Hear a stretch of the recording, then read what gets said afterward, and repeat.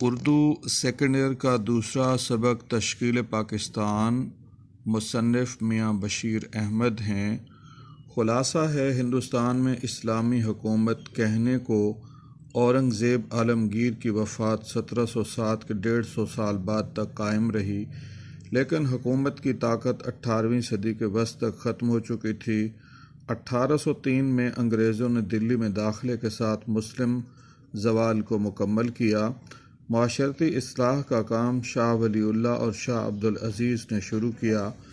سید احمد بریلوی نے سکھوں کے خلاف جہاد میں پشاور کے قریب کامیابی حاصل کر کے نظام حکومت قائم کیا، مگر اپنوں کی غداری کے باعث بالا کوٹ میں شہید ہوئے۔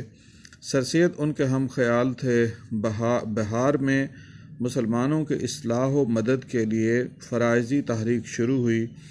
1857 میں مسلم عزت خاک میں مل گئی، عہدے چھینے گئے، فارسی عدالتوں سے خارج کی گئی۔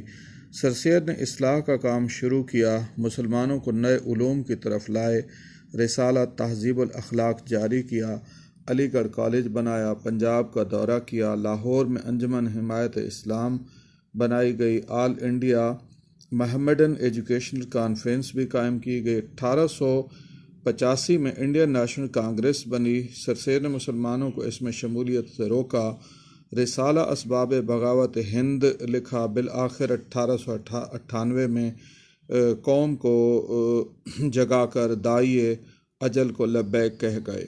سر سید کے بعد محسن الملک نے علی گڑھ کالج کو ترقی دی۔ وقار الملک، حالی شبلی اور سر سید امیر علی نے کردار ادا کیا۔ علی گڑھ تحریک کی وجہ سے شبلی نے لکھنؤ میں ندوۃ العلماء قائم کیا۔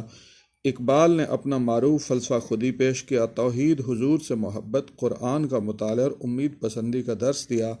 اپنے رہنماؤں کی پکار سن کر ٹھوکریں کھاتے ہوئے ترقی کی راہ پر یہ قوم چلنے تو لگی۔ قومی زبان و ادب کو خوب چمکایا۔ علی گڑھ کالج 1920 میں یونیورسٹی بنا، جامعہ عثمانیہ قائم ہوا۔ مسلمان تعلیمی اور سیاسی حوالے سے آگے بڑھنے لگے۔ مسلمانوں نے ہند کی جدید سیاسی زندگی داستان یہ ہے کہ انڈین نیشنل کانگریس کے قیام کے بعد سر سید مسلمانوں کو سیاست سے الگ رکھتے رہے، مغربی علوم کی جانب لائے۔ 20ویں صدی کے آغاز میں تقسیم بنگال کے خلاف ہندو تحریک چلی، اردو ہندی جھگڑا زور پکڑ گیا۔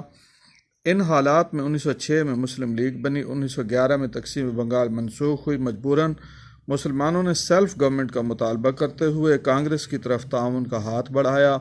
میثاق لکھنؤ ہوا، تحریک خلافت چلی، شدی اور سنگٹن نامی ہندو تحریکیں چلیں۔ سائمن کمیشن، نہرو رپورٹ، 14 نکات، سول نافرمانی، گول میز کانفرنس اور گورنمنٹ آف انڈیا ایکٹ 1935 نیز کانگریسی وزارتوں کے قیام جیسے واقعات سامنے آئے۔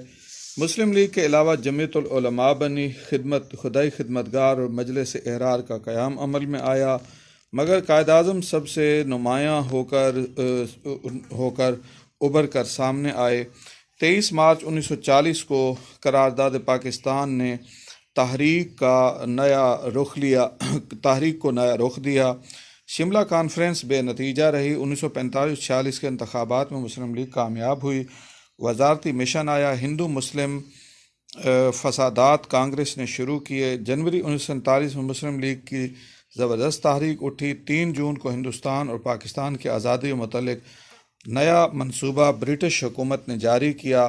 15 اگست کو 2 آزاد ریاستیں وجود میں آئیں۔ قیام پاکستان غیر معمولی واقعہ تھا۔ جمہوریت پسندی اور مالی مساوات نیز حقوق کی ادائیگی ہمارا نصب العین ہے۔ ہمارا مذہب اسلام سچائی، امن پسندی، مسلم غیر مسلم کی خدمت و محبت سکھاتا ہے۔ جیسا کہ ہمارے قومی شاعر نے فرمایا، پرے ہے چرخ نیلی فام سے منزل مسلماں کی، ستارے جس کی گرد راہ ہوں وہ کارواں تو ہے۔